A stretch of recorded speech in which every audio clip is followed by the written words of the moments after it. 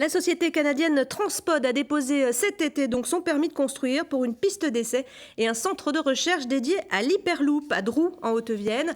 Depuis les premières annonces autour de ce projet, il y a un peu moins d'un an, l'Hyperloop alimente les fantasmes. Alors, train du futur ou entourloupe, on va tenter de répondre à la question ce matin avec 4 invités sur ce plateau. Vincent Léoni, bonjour. Bonjour. Vous êtes adjoint au maire de Limoges et président de l'association Hyperloop Limoges. Vous avez fait partie des premiers élus à soutenir ce projet. Alain Sellerier, bonjour. Bonjour. Vous êtes le président de l'Université de Limoges qui sera mise à contribution au niveau de la recherche si ce projet voit le jour. Madeleine Saillard, bonjour. Bonjour. Vous êtes maire de Drou en Haute-Vienne et c'est sur votre commune que doit s'implanter donc cette piste et ce centre sur un terrain qui, on le précise, appartient au conseil départemental de la Haute-Vienne. Enfin, Jean-Louis Pagès, bonjour. Bonjour. Vous êtes conseiller régional Europe Écologie Les Verts pour la Haute-Vienne et vous faites partie des sceptiques, voire des opposants à ce projet. Merci à tous les 4 d'avoir répondu à l'invitation de France 3 Limousin. Avant d'entamer la discussion, on va se rafraîchir un petit peu la mémoire avec une courte explication du fonctionnement de l'Hyperloop. Le commentaire est signé Marine Guigné. Des capsules propulsées par un champ magnétique circulant dans un double tube couvert de panneaux photovoltaïques, vitesse de pointe 1200 km/h pour le train hypersonique du futur. C'est le concept de l'Hyperloop au croisement du Concorde et du canon à propulsion, ce qui mettrait Limoges à 40 minutes de Paris ou Toulouse à 20 minutes de la capitale. Ce projet futuriste, lancé en 2012 en Californie par un milliardaire américain, Elon Musk, est pris très au sérieux. Son concepteur a déjà levé 160 millions de dollars auprès d'investisseurs internationaux, dont la SNCF. Les premiers tests ont eu lieu dans le désert du Nevada. La construction d'une piste d'essai est annoncée à Toulouse. Et dans le monde, plusieurs gouvernements et grandes villes sont intéressés par l'Hyperloop. Alors Vincent Léoni, vous êtes donc le président de l'association Hyperloop Limoges. On va faire un petit retour en arrière. Comment s'est faite la rencontre avec Sébastien Gendron, le PDG canadien de Transpod? Qui a démarché qui, si on peut employer cette expression? Alors c'est nous qui avons démarché Transpod. Quand je dis nous, c'est au départ ces 3 personnes, c'est Alexis Mons, c'est Fabien Thibault et moi-même, qui étions partis dans l'idée de trouver le moyen, non pas de désenclaver le territoire, mais bien de mettre en lumière notre territoire et montrer qu'ici on pouvait faire des choses. Et puis comme aussi bien Alexis, Fabien que moi-même, on est férus à la fois de nouvelles technologies et aussi amoureux du territoire, on s'est dit, tiens, qu'est-ce qui en ce moment est la course mondiale ou la course dans la technologie actuelle?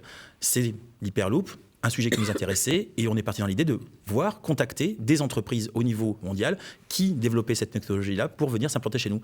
Et par le biais de contacts des réseaux sociaux, parce qu'aujourd'hui les réseaux sociaux font beaucoup de choses, on a démarché notamment Transpod qui a répondu à notre appel et comme on dit, ça a matché.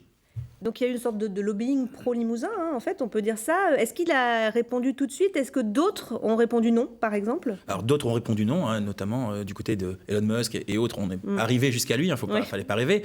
Mais en revanche, d'autres ont répondu non, n'étaient pas intéressés. Mais Transpod était intéressé parce que, notamment, ce qu'ils recherchaient, c'était un espace pour pouvoir développer leur technologie. Et à partir de là, nous, on savait qu'il y avait des terrains qui étaient possibles sur la Haute-Vienne. On a trouvé le terrain et ça a fonctionné. Alors justement, le permis de construire pour une piste d'essai de 3 km, un centre de recherche de 1000 m² a été déposé au mois d'août. Tout cela sera situé sur un terrain qui appartient au département et qui se trouve donc à Drou. 400 habitants environ, c'est ça, Madame le maire? Environ. Quelle a été votre première réaction à vous quand on vous a parlé du projet? Au début, vous étiez sceptique? Oui, on était sceptiques aussi. Puis au fil des semaines, des mois, disons, donc nous avons analysé et on a compris pourquoi pas. Votre prédécesseur à la mairie dit ici, de toute façon, il n'y a plus rien, voilà. Donc on n'a rien à perdre. Voilà, tout à fait. Vous le résumeriez comme ça? Aussi, oui. Alors, il y a une étude environnementale qui est en cours, il y a une réunion publique qui a été organisée avant l'été avec les habitants. C'était nécessaire? C'était nécessaire, oui, pour les habitants, parce que c'est vrai qu'ils se posaient beaucoup de questions. Donc ça a permis d'éclaircir la situation et ils ont eu des réponses à leurs questions. Alors, il y a des sceptiques, je le disais. Jean-Louis Pagès, c'est votre cas. Pourquoi? La première chose, ça concerne pourquoi faire un centre d'expérimentation pour une technologie qui ne verra jamais le jour? Ça, c'est une vraie question. Vous êtes ferme là-dessus? Écoutez, c'est relativement simple. On nous a beaucoup parlé, Monsieur Léoni l'a oublié, parce qu'il y a quelques mois, on nous parlait de faire une ligne entre Limoges et Paris. Or, quand on regarde les coûts réels, et ce sont ceux qui sont donnés par Transpod, ce sont des coûts qui vont nous avoisiner. On est entre 20 et 40 milliards pour faire ça. Donc je veux dire, ça n'existera jamais en Limousin. Mais je pense que ça n'existera jamais non plus, tout simplement parce que cette technologie-là, c'est une technologie qui qui s'apparente un petit peu au Concorde et tout ce genre de technologie, par exemple de transport sur avec ce genre de système qu'on appelle maglev, ils ont été abandonnés déjà par d'autres pays. La Suisse l'a abandonné, l'Allemagne avec Transrapid l'a abandonné, le Japon a un système qui tourne tant bien que mal, mais qui ne s'étend pas. Donc on que ça voit pas le jour en Limousin, ça, sans doute que beaucoup s'accordent maintenant là-dessus. Mais en Californie, dans les Émirats Arabes Unis, vous n'y croyez pas non plus, par exemple? Non, vraiment pas du tout. Il y a plein de raisons. Il y a les problèmes de coûts, il y a les problèmes de sécurité qui sont énormes. Il n'y a aucune autorité des transports qui permettra qu'on transporte les gens dans ces conditions. Et il y a un autre problème, qui celui-ci, il n'est pas technique, il est relativement simple, c'est le problème du débit. Vous savez, dans cette affaire de vitesse, c'est-à-dire le nombre de passagers transportés. Ouais. C'est un petit peu une image simple, hein. Même si vous prenez en compte-gouttes et que vous envoyez les gouttes de façon très rapide, vous n'aurez jamais autant d'eau que vous verserez que si vous preniez une carafe. Et je vais prendre un exemple simple. Monsieur Gendron et Transpod nous dit on va faire des capsules autour de 30 personnes par capsule. Et il nous dit il faut 80 secondes pour monter dedans. Je vous rappelle que si vous voyez un petit peu le genre d'image, on reviendra dessus parce qu'elles sont souvent très trompeuses. En fait, c'est un peu comme une carlingue d'avion. Il est effectif que faire rentrer 30 personnes avec bagages en 80 secondes, c'est une belle performance. Le gros problème, c'est que pour arriver à la capacité, par exemple, d'un LGV, soit à peu près 1200 personnes, il vous en faut combien? Il vous faut 40 capsules. Il va falloir donc un rythme intense. Oui, mais alors, il ne faut pas qu'il y ait de problème. Hein. Il ne faut pas qu'il y ait handicapés, personnes âgées, etc. Ça veut dire en fait que pour l'équivalent d'un LGV, d'un LGV, il vous faut 1 heure pour débarquer tout le monde. Donc, il faut 1 heure pour les rentrer, 1 heure pour les sortir. Donc, en fait, ça n'a pas de sens. C'est extraordinaire d'ailleurs qu'on puisse vendre ce genre de projet qui n'a pas de sens avec des images qui sont fausses. On nous montre des tubes transparents, mais c'est pas vrai. On a un internaute qui a fait un commentaire là pendant le début de l'émission et qui nous dit même le créateur de l'Hyperloop n'y croit plus lui-même. Voilà, tout à fait. Oui, il faut savoir une chose, c'est que on parlait d'Elon Musk qui n'a pas mis un centime dans ce genre de projet. Qui a mis à contribution parfois des étudiants même. Voilà, je crois. Vous savez comment il paye les gens? Ce sont des étudiants ou bien ce sont des salariés qui, en dehors de leur temps, lui travaillent pour lui et qu'il va payer en stock option sur l'entreprise qui va gagner de l'argent. Donc, mais ce qui est intéressant, c'est qu'il y a un mois, il s'agit de son entreprise, Boring Company. Il a fait une proposition à Los Angeles sur un système qui récuse complètement l'Hyperloop. Pour lui, l'Hyperloop, je pense, c'est du passé. Mais malheureusement, le passé, pour nous en Limousin, il semblerait qu'on va en faire notre avenir. Alors vous parliez de Sébastien Gendron, justement, le PDG de Transpod. Il était l'invité de notre journal, du journal de Cécile Gauthier. C'était en mai dernier. On va l'écouter tout de suite. Aujourd'hui, on travaille essentiellement sur des lignes en Amérique du Nord, au Canada, notamment entre Calgary et Edmonton. Il y a également quelques pistes au Moyen-Orient. Donc aujourd'hui, on est vraiment sur un centre de recherche pour développer de la technologie et développer des capacités à l'export de la France sur ce nouveau mode de transport. Alors quel sera le gain pour la Haute-Vienne finalement? Ce sera des embauches? Ce sera ce laboratoire de recherche qui sera implanté là? Le gain, c'est clairement 20 emplois directs, voilà, à court terme liés à ce centre d'essai. On a même un objectif de monter les effectifs derrière pour développer des sous-ensembles qui sont la clé pour assembler le véhicule définitif. Donc sur des emplois ensuite indirects, on est à plusieurs centaines d'emplois indirects avec des collaborations avec l'Université de Limoges et des partenaires industriels également en local. Alors, l'Université de Limoges, c'est vous, Alain Sellerier. Vous avez été séduit par le projet dès le départ?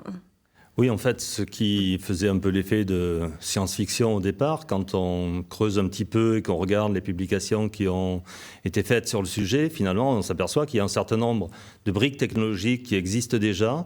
Et alors, il est clair qu'il y en a encore plein d'autres à apporter et plein de verrous technologiques à lever. Mais justement, c'est un vrai challenge pour les équipes de recherche de l'université. Alors, des chercheurs ont étudié le projet donc et ils le trouvent viable? y compris ici chez nous? D'un point de vue technique, moi je ne reviendrai pas sur les questions qui ont été évoquées précédemment, mais je crois que ce qui est important pour nous, c'est que d'un point de vue technique, technologique, est-ce qu'on est capable d'apporter des éléments qui vont permettre de faire vivre cette technologie-là? Et ça, c'est un vrai challenge pour l'université, pour les chercheurs. C'est l'objet même de la recherche d'une manière générale. Eh bien justement, nous sommes allés les rencontrer, ces chercheurs qui attendent beaucoup de ce futur centre. On va le voir. Christophe Baudin et Romain Bureau les ont rencontrés. Un projet futuriste d'envergure internationale qui s'installe à côté de leur labo. Pour ces chercheurs qui travaillent à Limoges, le centre d'essai Hyperloop est une incroyable aubaine. En tant que chercheur, on rêve de travailler sur des projets de cette envergure. Ça émule l'imaginaire, voyager à 1000 km/h sur Terre en plus. Le projet est futuriste. La première ligne grand public n'est pas pour demain. Mais l'important aujourd'hui, c'est de maîtriser la technologie, développer des procédés. Et les labos de Limoges sont à la pointe dans des domaines clés. Hyperloop, c'est un projet qui nous concerne en termes de matériaux et de procédés aussi, puisque l'énergie électrique va être transmise par des arcs électriques, donc l'équivalent de l'éclair ou de la foudre, que nous, on sait maîtriser dans le laboratoire pour faire d'autres choses. Et ensuite, en termes de matériaux, céramique, pour de l'isolation électrique, c'est très important aussi pour nous, puisqu'il y aura des problèmes d'isolation électrique du véhicule à l'intérieur du tube transporteur. Les sciences des matériaux seront au cœur des problématiques. Mais le projet ouvre aussi d'autres champs de recherche. Ce laboratoire de sécurité informatique travaille déjà dans le domaine des transports, avec la SNCF, Airbus Industrie. Les capsules d'essai de l'Hyperloop auront aussi besoin d'être suivies sur leur parcours par un centre de contrôle. Il faut que cette information puisse circuler très rapidement. Donc, il va falloir trouver des problématiques de chiffrement qui ne présentent pas un gros surcoût de communication et qui s'échangent très rapidement. Et cependant, il faut que ça reste sûr, car on ne voudrait pas qu'une personne extérieure au réseau puisse lancer un signal d'alarme et bloquer la capsule dans le vide au milieu de nulle part. L'Hyperloop qui s'installe à Limoges, ça nous intéresse parce qu'on va pouvoir y envoyer nos élèves et ils vont aussi pouvoir résoudre ces nouveaux problèmes. Nouvelle recherche, nouvelles compétences, création d'emplois. Pour les labos de Limoges, peu importe finalement que l'Hyperloop existe un jour, le centre d'essai, lui, est une véritable opportunité. Alors Jean-Louis Pagès, on va voir que vous n'êtes pas le seul sceptique dans cette affaire. L'économiste spécialiste des transports Yves Crozet, qui devait initialement participer à cette émission mais qui a eu un empêchement, s'est largement exprimé dans la presse à ce sujet. Je vais le citer, c'était dans le JDD cet été. Il y a beaucoup d'obstacles techniques à surmonter, par exemple l'étanchéité parfaite des tubes, dit-il. Il y a 10 ans, des ingénieurs suisses ont dû abandonner un précédent projet de train, lui aussi à sustentation magnétique, Swiss Metro, face aux échecs techniques. Hyperloop est au mieux une chimère, au pire une escroquerie. Vincent Léony, ces arguments, vous les entendez depuis longtemps maintenant, ils vous interpellent ou pas? Alors moi, ce qui m'interpelle toujours, c'est les gens qui affirment des choses sans forcément déjà être de la partie, sans s'y connaître, parce que moi, je n'ai pas la prétention d'être un ingénieur ou d'un scientifique. Moi, j'écoute ce que l'on me dit. Et ce que je vois aujourd'hui, c'est que j'ai une société en face de moi qui a plus d'une quarantaine de brevets déposés, qui mène des études, qui se rapproche de l'université pour développer des compétences. On est vraiment là-dessus, on est vraiment sur de la recherche et développement. Et les personnes qui me disent « ce ne sera jamais possible », alors que pour l'instant, il n'y a rien, parce qu'on est en recherche et développement, déjà là, ça m'interpelle. C'est ça qui m'interpelle. C'est de se dire, allez, c'est pas possible, donc c'est pas possible. Oui, mais quand on a dit ça, on n'a rien dit du tout. Vous voulez vaut mieux avoir des regrets que des remords, Ah non, mais finalement. moi, je dis qu'aujourd'hui, c'est pas compliqué. On a une forte chance sur notre territoire d'amener une entreprise qui va participer à la transition énergétique. C'est obligatoire. Pourquoi ? Parce que demain, dans 15 ans, dans 20 ans, on sait très bien qu'on aura des problèmes avec le kérosène et donc avec le carbone, et que l'avion sera soit horriblement cher, soit horriblement polluant. Or, on a une technologie qui se propose aujourd'hui de fonctionner à l'électricité, d'être, j'allais dire, autosuffisante en énergie puisqu'il y aura des panneaux solaires, et donc ne dégage pas de CO2. À côté de ça, on nous dit que ça va abîmer le paysage. Oui. Il y a un internaute qui vient de nous dire ça. Oui, ce serait bien pour le Limousin, mais à quel prix pour notre nature? Alors, à quel prix pour notre nature? Aujourd'hui, si on regarde le centre de recherche et développement qui va se faire, c'est 1000 m², et c'est un tube de 2 mètres de diamètre sur 3 km de long, sur une zone qui a déjà été une voie de chemin de fer, qui est enclavée, et donc, en plus, qui va être, je veux dire, intégrée dans le paysage. Demain, bien sûr, on aura des tubes sur des pylônes, évidemment. Mais ce ne sera pas les tubes qu'on a vus à Toulouse, par exemple, qui sont beaucoup plus importants. Ce seront des tubes, enfin, sur la recherche et développement, oui, là, ce sont des tubes moins importants, vu qu'on sera sur 2 mètres de diamètre. Mais là, je parle dans l'avenir, le jour où ça fonctionnera, parce que moi, à la différence de certains, ce que je me dis, c'est pas si ça fonctionnera, c'est quand ça fonctionnera. Parce que c'est une évolution logique. Parce que demain, l'avion entre Rome et Paris n'aura plus lieu d'être. Parce que le prix sera trop élevé, parce qu'il y aura une incidence écologique. Et là, avec ce type de technologie-là, je l'espère, nous pourrons résoudre différents problèmes. La mobilité d'un côté, modulable, parce que par rapport à ce que disait M. Crozet, ce qui m'intéresse aussi, c'est de dire, et ce que disait M. Pagès aussi, on a des problèmes de débit. Mais aujourd'hui, il ne faut peut-être pas réfléchir aussi comme on réfléchissait hier. C'est un peu le souci aussi. On a toujours tendance à regarder l'avenir en regardant uniquement hier. Est-ce qu'on a besoin, nous, en France, d'avoir uniquement des lignes de TGV de 700 personnes qui soient pleines? Le problème du TGV, si on prend la ligne LGV Paris-Bordeaux... On a des internautes qui nous interpellent là-dessus aussi. C'est pour faire oublier l'échec des élus sur la LGV. Ça n'a rien à voir. Alors ça, on pourra en parler. Ça, vous l'entendez beaucoup. Ça, j'entends beaucoup, mais ça n'a rien à voir. Pourquoi ? Parce que là, je suis en tant que président d'Hyperloop Limoges. C'est pas l'élu qui s'est déplacé pour faire ça. Et c'était bien pour montrer aussi que quand on a une volonté commune, on peut arriver à faire des choses sur un territoire. À la différence d'élus, parfois, qui ont beau faire des incantations, ils n'arrivent pas à grand-chose. Le fait est que, en revanche, concernant la LGV, comme je disais, et pour reprendre l'exemple de M. Pagès, c'est bien beau d'avoir un train qui a 700 personnes, mais s'il n'est pas plein, et quand on voit le coût de construction, ça peut poser question. Très peu de lignes rentables. Alors que la différence avec les pods, c'est qu'on sera sur de la modularité. Les pods partiront quand ils seront pleins.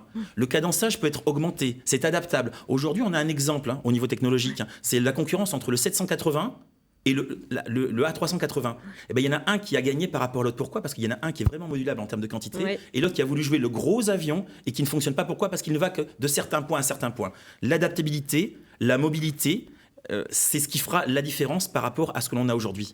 Jean-Louis Pagès, vous reconnaîtrez qu'il y a quand même une forme de consensus ici institutionnel, voire politique. Le préfet, le président du conseil départemental soutiennent le projet. Le président de la région a dit que s'il y a du concret, via son entourage, la région accompagnerait la recherche et développement, par exemple. Je pense qu'il y a plusieurs choses. Oui. Bon, première chose en ce qui concerne effectivement l'intérêt pour les laboratoires.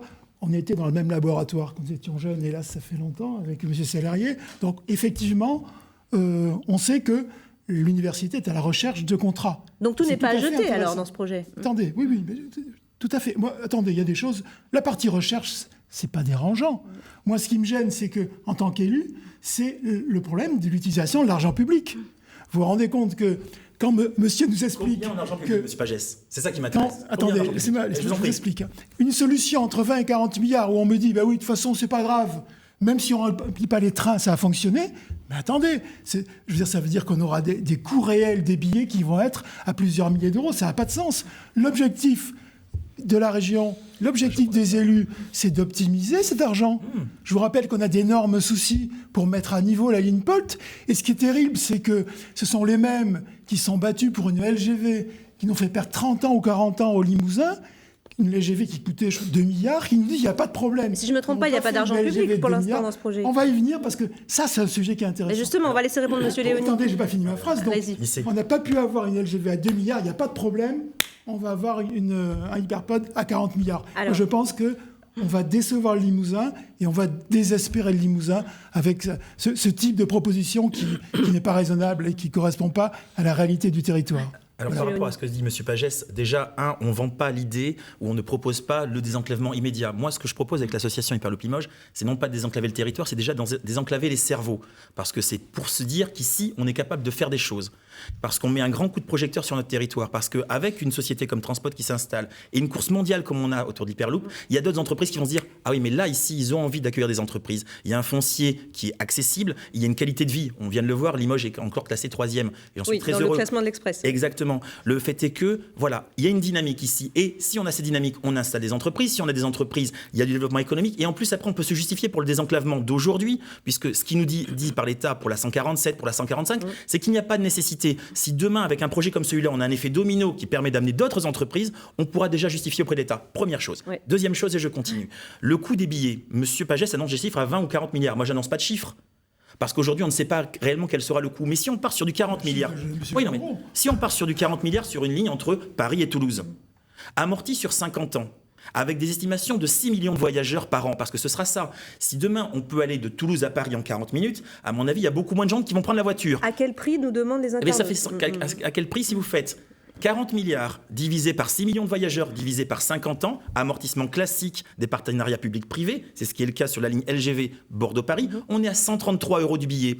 Il me semble qu'à ce prix-là, les gens prendront l'Hyperloop. Il me semble, ou alors c'est que je ne sais pas compter et que je me suis trompé sur ma calculatrice. Oui, parce que 40 milliards, c'est Limoges-Paris. Mais si vous ajoutez la partie Toulouse-Limoges en plus, là, c'est autre chose. Et bien on double. Et donc ça veut dire qu'on est à 266 €. Et bien 266 €, c'est quand même toujours moins cher qu'un billet d'avion. Et surtout, c'est moins polluant. J'aimerais poser la question à Madame Madeleine Saillard, justement, les habitants, les commerçants, s'il en reste encore, parce qu'il y en a peut-être à Drou, il en reste quelques-uns. Ils attendent quelque chose, eux, concrètement, de cette activité-là, justement? Bien sûr, oui. On attend justement ce développement pour apporter aussi de la main-d'œuvre, pour apporter de la restauration, pour l'hôtel.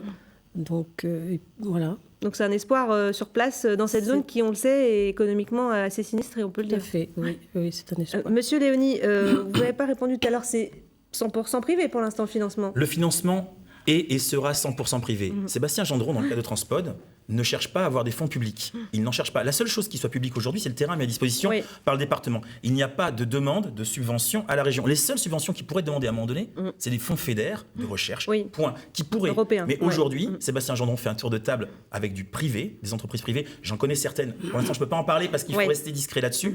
Mais en tout état de cause, pour arriver aux 20 millions d'euros, on est sur du financement privé. Ça ne coûtera rien aux contribuables. Conclusion, on amène un projet qui ne coûte rien aux contribuables, qui met en valeur le territoire, qui pourrait amener donc des entreprises, qui par, certains diraient ruissellement, même si ce n'est pas forcément le terme que j'aime, amènera de l'économie. Je ne vois pas pourquoi on pourrait s'en priver. Au moins, essayons. Je voudrais poser une question à M. Pagès, parce que c'est un projet de territoire. La région que vous représentez, quel projet de territoire pour le nord du département à ce moment-là? Parce que là, on en a un. Moi, j'ai rien vu depuis X années. Je veux dire plusieurs choses à Mme la maire de Roux. Première chose, effectivement, en même temps, en avril, au moment où vous alliez demander à la préfecture de hâter le permis de construire qui a été déposé 6 mois plus tard. En août, oui. Donc, en même temps, M. Gendron expliquait aux Émirats Arabes Unis qu'en fait, et il l'a répété à plusieurs reprises, que le vrai centre, la vraie piste, elle serait à Orléans, qui serait une full-size piste, et à Alberta. Et que ce serait en 2021. C'est pas la vraie piste qui sera... écoutez, regardez, en ce qui concerne les internautes, j'ai mis donc sur ma page Facebook tout le dossier avec toutes les références. Qui pourront donc consulter. On va quand même dire un mot d'un autre projet, puisque c'est pas le seul. On disait c'est dans l'air du temps, l'Hyperloop. Il y a d'autres sociétés qui se passionnent pour le projet. Hyperloop One, Hyperloop Transportation Technology HTT, qui s'implantent donc à Toulouse, pas très loin d'ici, sur une ancienne base militaire. Nos confrères de France 3 Toulouse y ont consacré un reportage au printemps dernier. On va en voir un extrait. À Francazal, la start-up californienne HTT compte installer son centre de recherche et de développement européen, mais aussi une piste d'essai d'1 kilomètre. Objectif, fabriquer les premiers prototypes et créer une 50aine d'emplois. HTT promet d'investir entre 50 et 100 millions d'euros et n'a pas choisi Toulouse par hasard. Toulouse est excitant pour nous, car il y a beaucoup d'entreprises aéronautiques ici. C'est le centre des technologies aéronautiques en Europe, donc nous pourrons mettre en commun nos compétences et nos moyens et trouver des partenaires locaux, ce qui permettra de développer la technologie Hyperloop. Alain Sellery, quand vous voyez qu'à Toulouse, ça phosphore aussi, au niveau de l'université, au niveau de l'ancienne base militaire, vous dites on a eu de la chance que ce projet-là voit peut-être le jour ici, en Haute-Vienne? Oui, je crois, parce qu'effectivement, en plus, si j'ai bien compris, entre le projet qui a lieu à Toulouse et celui qui sera implanté ici, il y a un principe technologique relativement différent au départ. Donc, je ne sais pas quel est le projet qui, au final, produira quelque chose et qui permettra d'être développé. Mais ce dont je suis sûr, c'est qu'on a besoin d'essayer toutes ces différentes technologies, d'arriver à les mettre en œuvre, de les tester. Et après, on verra quelle est la plus efficace, celle qui va gagner. Quelque part, je crois que c'est un petit peu le principe des entreprises. Voilà, on essaye de se positionner sur un secteur et puis on essaye d'aller jusqu'au bout. Vincent Léoni, Sébastien Gendron, il n'était pas tendre avec ses concurrents, on va dire, en disant qu'ils faisaient beaucoup de com, qu'ils avaient un discours marketing, qu'on ne connaît pas leurs investissements, que leur piste est trop courte. Vous le voyez comment, ce projet-là, vu de Limoges? De Toulouse? Oui.